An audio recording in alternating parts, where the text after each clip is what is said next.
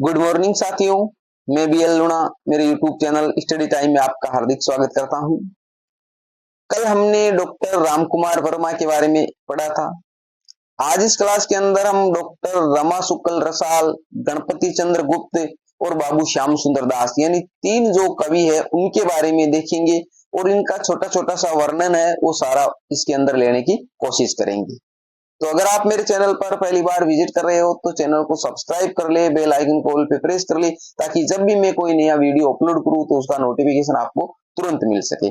चाहे आप second grade, first grade, चाहे थर्ड ग्रेड किसी भी एग्जाम की तैयारी कर रहे हो जिसके अंदर आपके हिंदी भाषा है तो आप मेरे चैनल से नियमित जुड़ सकते हो। आपको हिंदी व्याकरण, हिंदी साहित्य का इतिहास, काव्य शास्त्र जो सारे टॉपिक है उनका अच्छे से समझाते हुए वीडियो मिल जाएगा।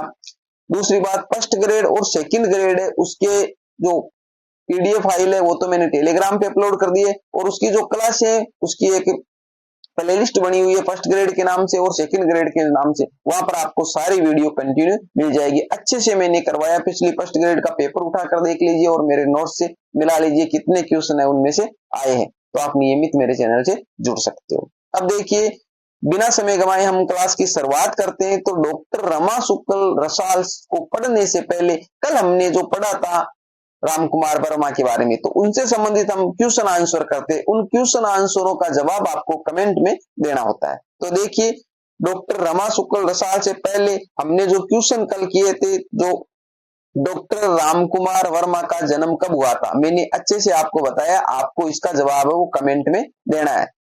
डॉक्टर रामकुमार वर्मा द्वारा रचित हिंदी साहित्य ग्रंथ का क्या नाम है? डॉक्टर रामकुमार वर्मा ने आदिकाल को किस नाम से पुकारा है? तो ये जो सारी जो है ये जवाब आपको कमेंट में देने। आगे देखते हैं, दो क्वेश्चन है वो अगले पैराग्राफ में है। भक्ति काल की निर्गुण ज्ञानाश्री शाखा को संत काव्य किस विद्वान ने कहा है? डॉक्टर रामकुमार वर्मा द्वारा रचित हिंदी साहित्य का इतिहास ग्रंथ कब प्रकाशित हुआ था? तो ये जो सारे जवाब है, 5 जो क्वेश्चन है वो हम डेली करते हैं तो आप इनके जवाब है कमेंट में जरूर दिया करें। अब देखिए, डॉक्टर रमा शुक्ल रसाल से संबंधित महत्वपूर्ण बिंदु।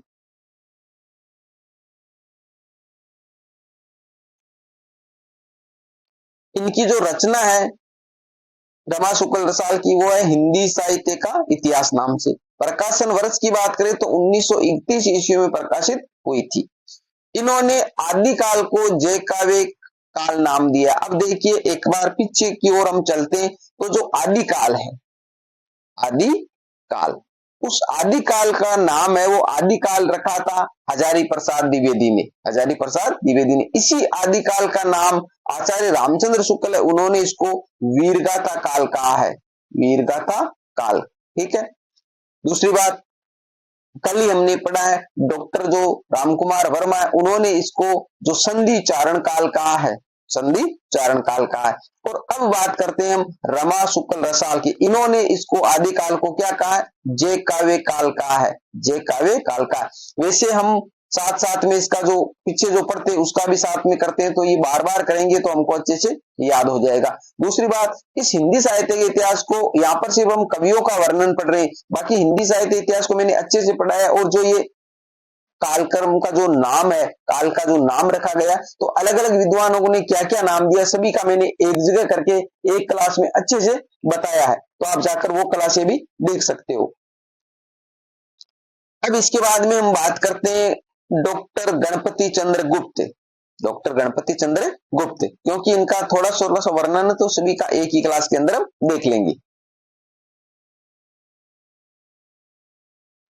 तो इनके जन्म की बात करें तो 15 जुलाई 1928 ईस्वी को डॉक्टर गणपति चंद्र गुप्त का जन्म हुआ था। इनकी जो रचना है उस रचना है वो महत्वपूर्ण रचना है, मोस्ट रचना है, अच्छे से ध्यान में रखना है। जन्म वाली डेट तो इनकी नहीं पूछते परंतु जो रचना है वो अक्सर पूछते। हिंदी साहित्य का वैज्ञानिक इतिहास दो खंडों में विभाजित है, यानी 2 खंडों में इसका विभाजन किया गया। तो हिंदी साहित्य का वैज्ञानिक इतिहास रचना किस विद्वान की है? तो वो डॉक्टर गणपति चंद्र गुप्त की है। इसके जो प्रकाशन वर्ष की बात करें तो 1965 ईस्वी में इसका प्रकाशन हुआ था। डॉक्टर रामकुमार वर्मा है, कल हमने पढ़ा था, तो डॉक्टर रामकुमार वर्मा उसकी जो रचना का नाम था हिंदी साहित्य का आलोचनात्मक इतिहास। हिंदी साहित्य का आलोचनात्मक इतिहास, और कब प्रकाशित हुई थी? 1938 ईस्वी में। और ये जो है वो है हिंदी साहित्य का वैज्ञानिक इतिहास, जो 1965 ईस्वी में प्रकाशित हुई थी। इन्होंने जैन कवि शालिभद्र सूरी, ये मोस्ट लाइन ठीक है, जैन कवि शालिभद्र सूरी को हिंदी साहित्य का पहला कवि माना है, हिंदी साहित्य का पहला कवि माना है। तो देखिए, हमने जो कल पढ़ा था डॉक्टर रामकुमार वर्मा के बारे में, तो डॉक्टर रामकुमार वर्मा ने स्वयंभू डॉक्टर रामकुमार वर्मा वो है स्वयंभू। उन स्वयंभू जो नाम का जो विद्वान है, जो लेखक है, उसको जो किसका है? अपभ्रंश भाषा का है, अपभ्रंश भाषा का है। परंतु डॉक्टर रामकुमार वर्मा ने इसको हिंदी का प्रथम कवि माना है, और ये कई बार पूछा गया क्वेश्चन है। उसी प्रकार हमारे डॉक्टर गणपति चंद्र गुप्त है, उन डॉक्टर गणपति चंद्र गुप्त ने शालिभद्र सूरी है, जिनको क्या माना है? जो जैन कवि है, ये अपभ्रंश के थे स्वयंभू, और ये क्या है? जैन कवि है शालिभद्र सूरी, जिनको क्या माना है? हिंदी साहित्य का पहला कवि माना है। तो मैंने हिंदी साहित्य का इतिहास जो फर्स्ट ग्रेड की जो क्लास है वो प्लेलिस्ट बनी, वहां पर मैंने पढ़ाया है और बताया है कि जो प्रथम जो कवि है, कौन से विद्वान ने किसको प्रथम कवि माना है, प्रथम रचना किसको माना, ये सारी अच्छे से वहां पर समझाया। तो ये एक रिवीजन क्लास की तरह चल रही है।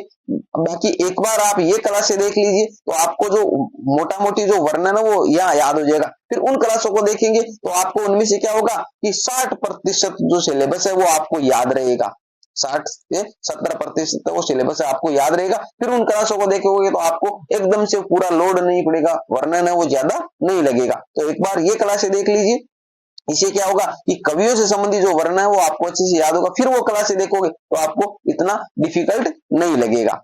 ठीक है, आगे बढ़ते हैं।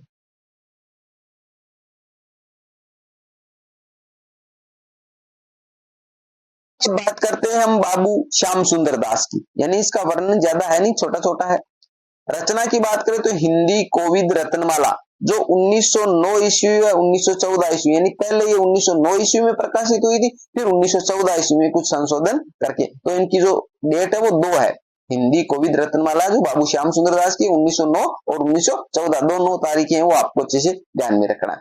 हिंदी भाषा और साहित्य, हिंदी भाषा और साहित्य, तो 2 इनकी रचनाएं होगी, एक हो गई हिंदी कोविद रत्नमाला और दूसरी हो गई हिंदी भाषा और साहित्य। ठीक है, इतना सा है, ज्यादा इसकी जो जन्म डेट मृत्यु डेट है ऐसे कुछ पूछते नहीं है। इनकी जो रचना है हिंदी को, ये ज्यादातर ये मोस्ट रचना है, इसके बारे में अक्सर पूछते हैं। हिंदी कोविद रत्नमाला किसकी रचना है? तो बाबू श्याम सुंदर दास की। कहाँ पूछ लेते हैं? वहां पूछते, जिस प्रकार वो अब सद वाले होते अब से और द, इस प्रकार। फिर यहाँ पर रचना देंगे और इधर वाले इन लेखकों के नाम देंगे, फिर आपको इसको सुमेलित करना होता है। इस प्रकार के क्वेश्चन है वो इनसे संबंधित पूछ लेते। तो बाबू श्याम सुंदर दास है वो हिंदी कोविद रत्नमाला इनकी रचना का नाम है।